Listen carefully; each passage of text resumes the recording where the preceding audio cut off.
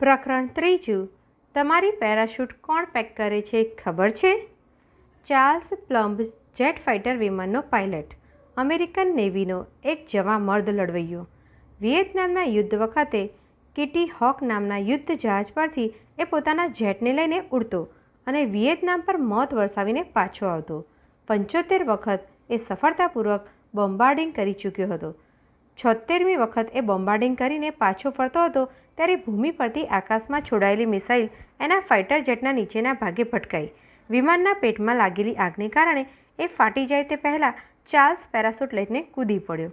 પકડાયો. અત્યાચારો અને યાતનાના 6 વર્ષ વિયેતનામની જેલમાં ગાળ્યા બાદ એને મુક્તિ મળી. આજે ચાર્લ્સ અમેરિકામાં પોતાના યુદ્ધ અને જેલના અનુભવો અંગે લેક્ચર આપે છે. એક દિવસ ચાર્લ્સ અને એની પત્ની એક રેસ્ટોરાંમાં બેઠા હતા ત્યારે બાજુના ટેબલ પરથી એક માણસ ઊભો થઈને તેમની પાસે આવ્યો. તમે જ મિસ્ટર ચાર્લ્સ પ્લમ્બ કે? તમે કિટી હોક નામના એરક્રાફ્ટ કેરિયર પરથી વિયેતનામ પર બોમ્બાર્ડિંગ કરવા જતા ને? અને તમારા વિમાન પર મિસાઇલ ઝીકાઈ હતી ખરું ને? એકદમ ખરું. ચાર્લ્સને આશ્ચર્ય થયું. પણ તમને આટલી બધી વિગતની કેવી રીતે ખબર છે? તમે મારું લેક્ચર એટેન્ડ કરેલું? નહીં, પેલો માણસ બોલ્યો. મેં તમારી પેરાશૂટ પેક કરેલી. માનું છું કે એણે બરાબર કામ આપ્યું હશે. અરે, એકદમ સરસ. અને એના લીધે જ હું અત્યારે અહીંયા જીવતો બેઠો છું. નહીંતર વિમાનની જોડે જ. ચાર્લ્સ અભિભૂત થઈ ગયો. તમારો ખૂબ જ આભાર. અરે, એમાં આભારની શી વાત છે? એ તો મારી ફરજ હતી.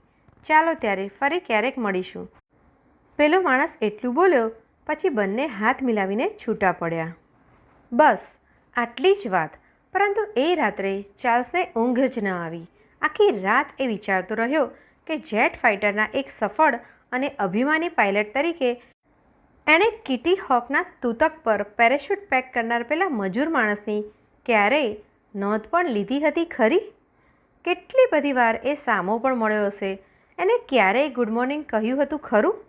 અરે, એક જ જહાજ પર હોવા છતાં એ માણસની એના મગજે નોંધ પણ નહોતી લીધી.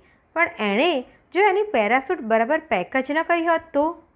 જ્યારે એ મજૂર માણસ કલાકોના કલાકો જહાજના ભંડકીયામાં બેસીને કાળજીપૂર્વક પેરાશૂટની રેશમી દોરીઓ વણીને બરાબર પેક કરતો હશે ત્યારે પોતાના જેવા કંઈ કેટલા સૈનિકોની જિંદગીને બચાવવાનો મોકો પણ પેક કરી રહ્યો હશે ને?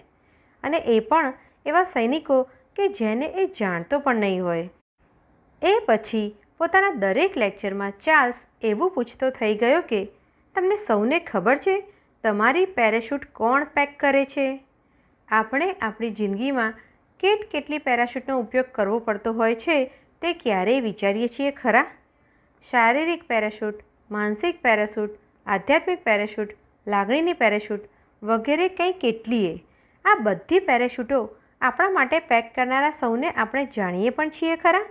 એમનો ક્યારેય ખરા દિલથી આભાર માનીએ છીએ ખરા? આપણા કે બીજા કોઈના માટે પણ સારું કામ કરનારને આપણે અભિનંદન આપીએ છીએ ખરા? નથી લાગતું કે વ્યવહારના તાણાવાણાઓને થોડાક સરખી રીતે ગોઠવવાની જરૂર છે? તો ચાલો આપણા રોજિંદા જીવનમાં એક વાતનું હંમેશા ધ્યાન રાખતા રહીએ કે હુ પેક્સ અવર પેરાશૂટ?